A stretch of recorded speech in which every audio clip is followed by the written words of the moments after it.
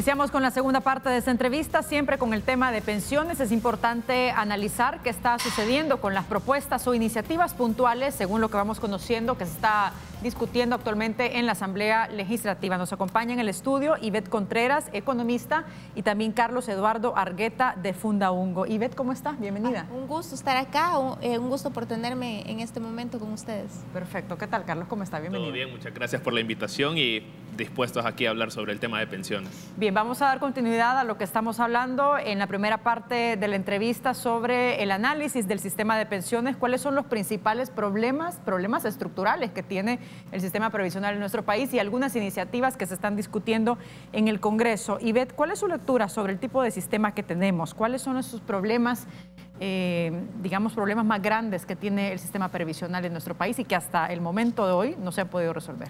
Perfecto. Un detalle, este problema sobre sistemas de pensiones no es algo que está sucediendo solo acá, sino que es algo que sucede en toda Latinoamérica, que tenemos sistemas de pensiones hasta cierto punto en varios países similares. Entonces, no es que estemos aislados, es una crisis que está sucediendo y la crisis principalmente es porque ahora vivimos más.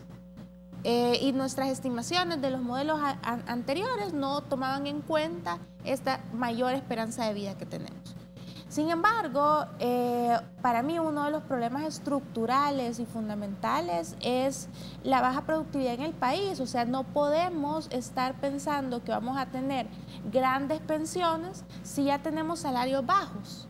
Entonces no se puede pensar que podemos aumentar un retorno o crear dinero de la nada si no tenemos esa opción. Así que yo creo que antes tal vez de preguntarnos también solo de pensiones, si no pensemos qué hacer para que a los salvadoreños puedan acceder a trabajos con mejores salarios para poder tener una vejez y tener una pensión más alta. Entonces, tal cual el sistema que tenemos, ¿no sería, digamos, realizable o factible que se puedan ofrecer mejores pensiones cuando los salarios en este país son bajos y hay una alta informalidad? Exacto. Completamente de acuerdo. O sea, no cualquier propuesta en ese sentido, digamos, no es sostenible en el tiempo. Es un parche porque hay algunas ayudas. O sea, no quiero decir que cualquier propuesta no va a contribuir, pero aquí hay un problema de fondo que aunque hagamos algunas reformas, yo creo que la mejor propuesta es apostarle a sectores productivos en el país y enfocarnos en aumentar salarios. Hay algunas propuestas, por ejemplo, el hecho de que los fondos de pensiones tengan baja rentabilidad, o sea que por ley se tenga que ir un porcentaje a instrumentos del gobierno y que el gobierno paga una tasa pues menor a la de mercado. Sin embargo, yo creo que es importante tomar en cuenta que no podemos esperar una mejora tan grande si nosotros no comenzamos desde los salarios, así para poder aumentar los fondos de pensiones. ¿Cuáles son los principales problemas, Carlos, de los que adolece el sistema previsional? Adicional a lo que ya decía también Ivette. Yo creo que es importante remontarnos a algunas cuestiones más históricas propias de nuestro sistema de pensiones. Como punto de partida, hay que tomar en cuenta que, por ejemplo, nuestro sistema de pensiones fue el penúltimo que se instauró a nivel latinoamericano en 1969 a través de la unidad de pensiones del Instituto Salvadoreño del Seguro Social. Ahora bien, solo por detrás de Honduras, que fue en el 71. A medida se fue configurando el sistema de pensiones en este régimen de reparto, en cómo fue operando antes de la reforma del 96, que entró en vigencia en el 98, hay que tomar en cuenta algunos aspectos claves que no suelen aparecer en el debate o en la agenda pública. Creo que es importante posicionar uno de los temas más relevantes, como por ejemplo el de la baja cobertura histórica que ha tenido nuestro sistema de pensiones en los últimos años. ¿Y en qué consiste esto de la baja cobertura? Pues bueno, prácticamente estamos hablando que solamente 1 de cada 4 trabajadores de la población económicamente activa cotiza al sistema de pensiones. Esto presenta un dato muy relevante porque estamos hablando de un tema de nación, un tema de agenda nacional que solamente se concentra en la cuarta parte de la población económicamente activa, que suele ser la población que tiene relativamente los mejores salarios, que tiene las mejores condiciones laborales y que de alguna forma esto nos hace caer en lo que Fabio Bertranou denomina la paradoja de la protección, en donde son las personas con mayores privilegios las que cuentan con mayores beneficios en torno al sistema de pensiones, y son las personas con menos ingresos las que poseen una mayor desprotección. Entonces, en ese sentido, yo enfocaría el tema de la cobertura como uno de los problemas relevantes en nuestro sistema de pensiones actual. Asimismo, hay muchas otras cuestiones, como por ejemplo las que se han concentrado en los últimos debates y las últimas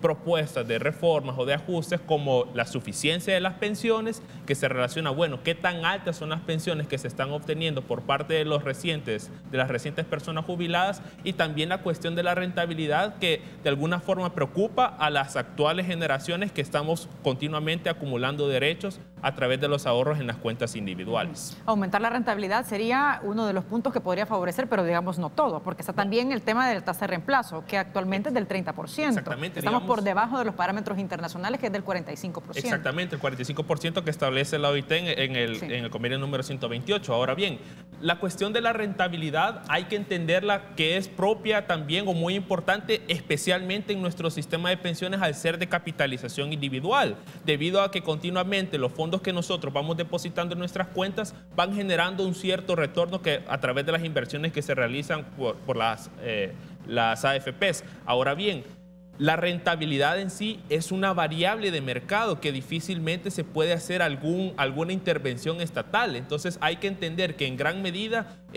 esta baja rentabilidad que hemos obtenido en nuestros fondos de pensiones atañe a situaciones del mercado. Obviamente también hay otras situaciones contextuales, como por ejemplo el hecho de que los SIPs durante una importante parte del tiempo fueron devengando pocas tasas de rentabilidad, pero que esto en alguna manera estaba explicado por cómo se había definido la tasa de rentabilidad de los SIPs, que era a través de la LIBOR de 180 días más una sobretasa de 0.75%. Vino la crisis económica y financiera de 2008-2009, esta LIBOR cayó a prácticamente 0.25%, más el 0.75%, los fondos o la gran mayoría del fondo que estaba invertido en los SIPs estaban devengando una tasa del 1%. Entonces, es obviamente que estas situaciones generaron importantes problemas a la hora de la acumulación de los ahorros de los trabajadores. A ver, otro de los puntos importantes y que hasta el momento yo no he observado en las propuestas que se hacen en la Asamblea Legislativa tiene que ver con la edad de cotización. Y sobre todo en el caso de las mujeres, cotizan 5 años menos y de acuerdo con la Organización Internacional del Trabajo, tenemos que el 15% menos de salarios haciendo exactamente los mismos trabajos. Entonces, ¿cómo se puede resolver este punto y por qué no está dentro de la agenda nacional de la discusión de pensiones? Ahí tocaste un punto fundamental. O sea, en las mujeres tenemos el problema que estructuralmente recibimos menores salarios por cualquier razones. Y además cotizamos menos tiempo. Eso implica que nuestro flujo de ahorro que podemos tener en las pensiones va a ser menor que el que tenga un hombre en situación similar. Y las mujeres vivimos más. O sea, tenemos por ejemplo, en este país tenemos una esperanza de vida mucho más amplia por diferentes razones. Una principal puede ser el tema de los homicidios que están concentrados principalmente en hombres, cualquier otra razón, pero tenemos una esperanza de vida mayor. Entonces, tenemos menos recursos para un periodo más largo de nuestra vida.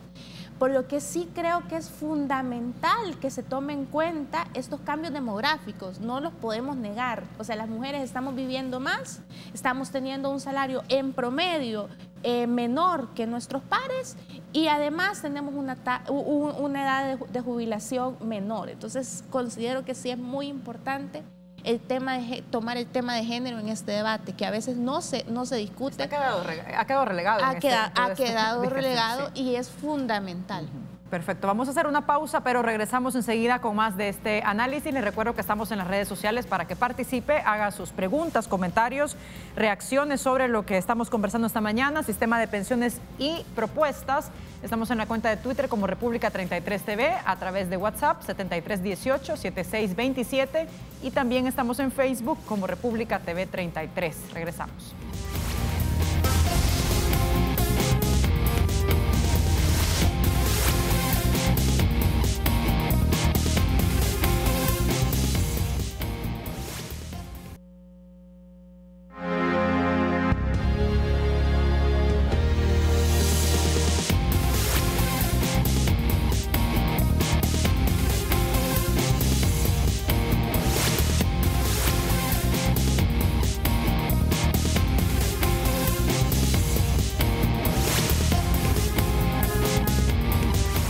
Seguimos analizando el sistema previsional a la luz de las necesidades que han sido planteadas por parte de los trabajadores y organizaciones para reformar un sistema de pensiones integral. Me gustaría que viéramos algunos comentarios y preguntas que tengo para ustedes en las redes sociales, porque la gente también ha querido participar y es importante que sean parte de este debate, de este análisis. Dice, todo el magisterio no está de acuerdo con las AFP. Basta ya de un solo plumazo que desaparezcan y que el gobierno asuma ese reto como era antes. Vamos con otro comentario o pregunta. Yo soy pensionado de las AFP. En su momento yo era cotizante del INPEP. Dice, nos indicaron que al trasladarnos sería vitalicia la pensión, pero por decreto nos quitan el 5% actualmente para mantener la vitalicia. Pregunto, ¿es legal esta condición? Dice, vamos con más preguntas y comentarios. Una reforma de pensiones pasa por un buen diseño y determinación del costo fiscal y nadie habla de eso. Vamos con otra más. Buenos días, no sé a qué se refieren cuando dicen salarios bajos y aportaciones bajas. Yo tenía un salario de $1,000 y mi pensión me quedó en 217 y mi aportación al Estado con impuestos he pagado cada abril entre 1.200 a 1.600 al Ministerio de Hacienda. Por otro lado, mi hermana ganaba $400 y la pensión le quedó igual que la mía, ambas vitalicias. Interesante este comentario porque de alguna forma refleja el sentir y las necesidades que tiene buena parte de la población que actualmente ya se está pensionando y ve con el sistema que se aprobó en 2017. Ese es un detalle bien importante y pues creo que hubo una falla en comunicar los efectos que iba a tener en la persona este tipo de reformas. Y seguramente si hay esta desigualdad, dado que el televidente ganaba $1,000 y le quedó la misma pensión que alguien que ganaba $400, lo que debe suceder es que están en regímenes diferentes. O sea, porque seguramente uno es obligado, el otro es optado y por eso tienen diferentes condiciones. Esta desigualdad se hablaba en el primer bloque, incluso de que al hacer esta reforma de pensiones se ha creado esta desigualdad y por eso es complicado poder aclarar estas expectativas. ¿Por qué? Porque esa persona que ganaba los $1,000 probablemente esperaba tener una pensión más alta, pero la información que él tuvo no fue detallada sobre cuánto era lo que en verdad iba a recibir dado el cambio en la pensión. Carlos. Sí, yo quería concentrarme en algunos aspectos. Por ejemplo, vi que un televidente había establecido algo sobre una comisión o alguna tasa que le estaban cobrando sobre su pensión. Yo creo que el caso de esta persona, posiblemente dado que estuvo en INPEP y luego se jubiló en AFP, es una persona optada. La reforma de 2017 estableció que las personas optadas iban a contribuir con una tasa que iba desde el 2-3% hasta el 10% según el monto de la pensión a la cuenta de garantía solidaria. Entonces, en ese sentido, creo que por ahí va la observación que había hecho el televidente. Ahora bien, creo que en general las cuestiones no solamente del magisterio, creo que han sido ahorita de los principales grupos de trabajadores y trabajadoras que se han manifestado, pero en general en los últimos meses han existido un importante grupo de personas que han manifestado un cierto descontento en general a partir de los montos de pensiones que han ido obteniendo o que van a ver que van a obtener a partir de todos los ahorros que han realizado. Ahora bien, es importante establecer que estas pensiones realmente corresponden a las pensiones que se iban a obtener con la reforma del 96 y que entró en vigencia en el 98 y que a raíz de eso, de los problemas salariales, también la cuestión de la baja rentabilidad del sistema, ha generado que paulatinamente estas personas obtengan pensiones relativamente bajas, comparados con otro grupo de personas que se habían estado pensionando en los años previos a la reforma del 17, que habían tenido pensiones relativamente mayores a raíz de los del decreto 100, que equiparaba las pensiones al monto que tuvieron que haber recibido respecto en caso de que se hubieran quedado en el sistema público de pensiones. A la hora de desigualdad también hay que sumar esos dos factores, ¿no? La gente que estuvo en el decreto 100 y 1217 también. Sí, completamente de acuerdo. Y creo que es bien importante también tomar en cuenta que no se comunicó la información en detalle para prever que esto iba a suceder.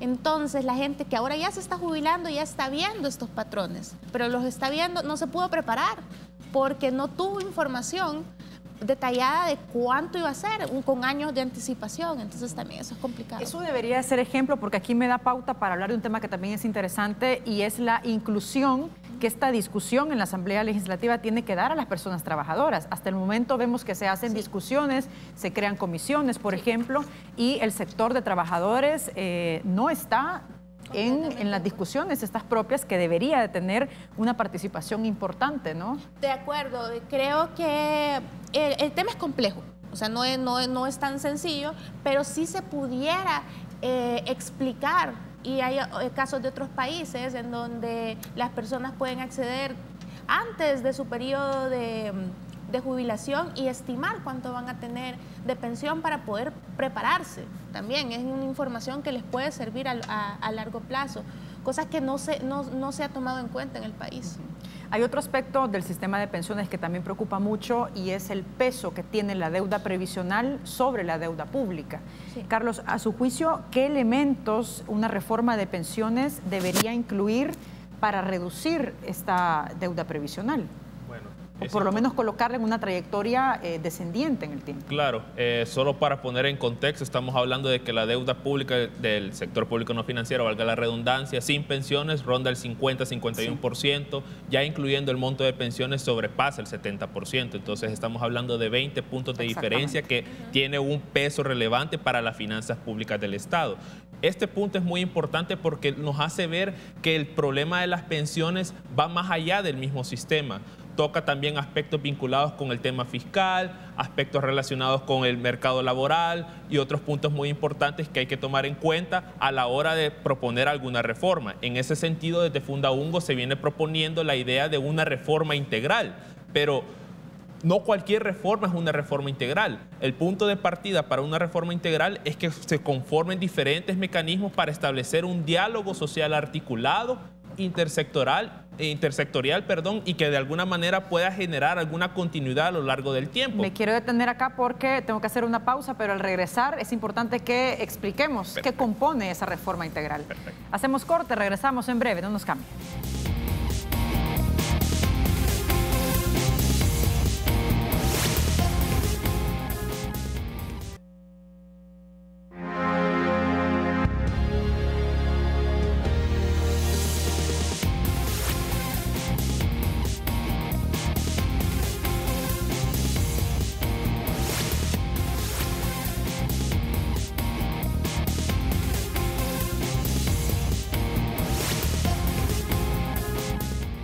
Ya en la última parte de esta entrevista estamos haciendo un análisis, una valoración sobre el sistema de pensiones y algunas iniciativas que se están discutiendo en la Asamblea Legislativa. Hay que poner un poco en contexto este tema y hay que recordar que en el 2017 se aprobó la última reforma al sistema de pensiones que, a juicio de muchos trabajadores y organizaciones que están directamente vinculados con este tema, no resolvió los grandes problemas que se tiene en la actualidad, y el principal y el problema de fondo es aumentar las pensiones, aumentar la cobertura también. De eso hablamos esta mañana con Ivette Contreras, economista, y Carlos Eduardo Argueta, de Fundaungo. Carlos, nos quedamos con usted pendientes porque nos hablaba de la necesidad de establecer una reforma integral al sistema de pensiones a la luz de informes y análisis que ha hecho Fundaungo desde hace mucho tiempo sobre este tema. ¿Qué incluye o por qué pasa un sistema integral de pensiones? Correcto.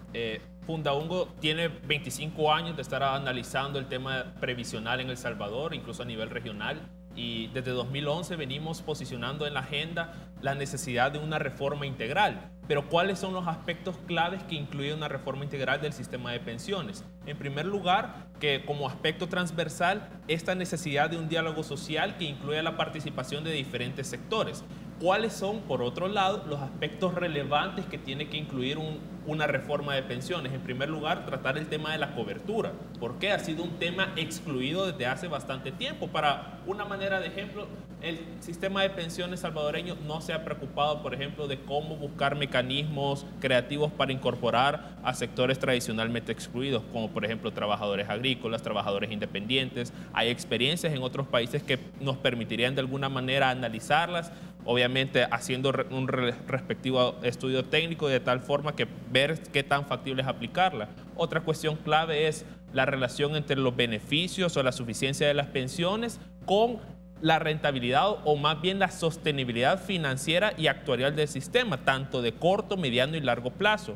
Otro detalle relevante tiene que ver con ir cerrando poco a poco las brechas o disparidades que existen entre diferentes grupos, ya sea entre grupos etarios, entre hombres y mujeres, y aspectos y otras barreras que impongan tanto, no solamente en el sistema de pensiones, sino en el mercado laboral. Es decir, implica temas más allá del sistema de pensiones. Y yo me quiero detener en un punto clave que tiene que ver con la educación previsional. O sea, mucho se habla de este tema, pero en muchas medidas es un tema bastante técnico y que por eso de alguna forma la población no logra involucrarse plenamente por cómo se manejan ciertos términos, por cómo se maneja la información, cómo se comunica. Y a manera de ejemplo, yo quiero citar unos datos de la encuesta longitudinal de protección social de 2013 aquí en El Salvador. Teníamos que para esa fecha aproximadamente el 50% de los cotizantes al SAP desconocía cómo se calculaba su pensión.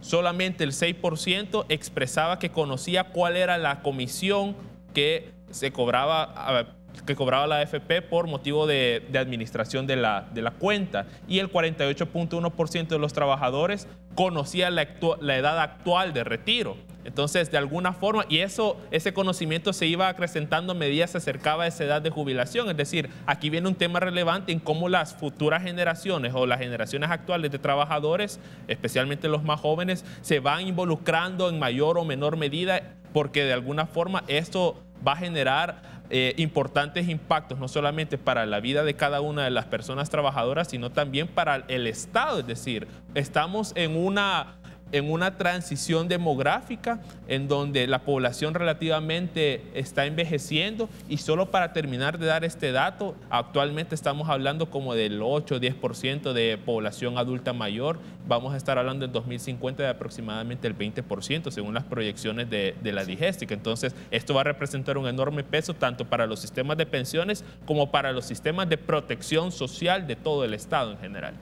Ivette, ya para ir finalizando, ¿cuáles son sus conclusiones sobre una reforma al sistema de pensiones integral y que realmente se pase la discusión desde una perspectiva política a una técnica como se requiere? En primer lugar, excelentes ideas las que se mencionaban, que han estado trabajando en Fundaungo.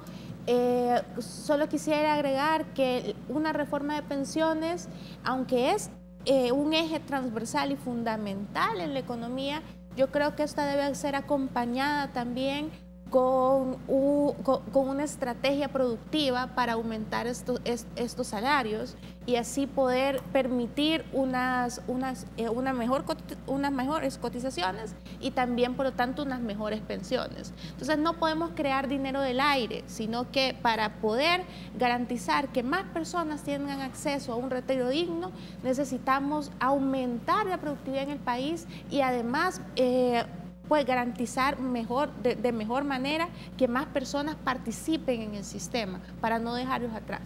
Vamos a cerrar con algunos comentarios y preguntas que tenemos en las redes sociales, donde la gente también ha querido participar. Roberto Capacho dice, al final el gran problema es la pensión. Con menos de $300 no vive. La pensión de hoy es muy baja, por supuesto. Vamos con otro más. Dice también Roberto Capacho, a los salvadoreños decirles que en El Salvador hasta con nuestro dinero que ahorramos se pelea el Estado y las AFP. Y los funcionarios que velan por nuestros intereses, ¿dónde están? Solo pidan votos, regresen por favor lo justo en nuestras jubilaciones a los que ahorramos en este momento para otros. Vamos con otro más. Vilma Aide dice, tanto que cuesta que le den su pensión, pero a la salida de los DUI Centro están afiliando a los que sacan por primera vez.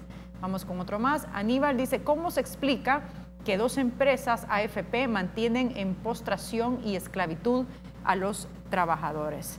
Con esto finalizamos. ¿Sus comentarios breves, Carlos? Claro, prácticamente estamos hablando, por ejemplo, en el tema de la afiliación. Esta cifra, cuando uno revisa las estadísticas del sistema de la Superintendencia del Sistema Financiero, es una cifra inflada. Actualmente estamos hablando del 117% de afiliados respecto a la PEA. Entonces, esto de la afiliación es más una cuestión administrativa, pero afiliarse no necesariamente implica estar adquiriendo derechos para pensionarse en el futuro. Y, por ejemplo, esto del debate sobre el monto de las pensiones va a ser algo que va a seguir posicionándose en la agenda nacional de corto y mediano plazo, y por tanto es necesario que desde este punto de vista se ponga como punto de partida la necesidad de esta reforma integral que venimos insistiendo desde Fundaungo.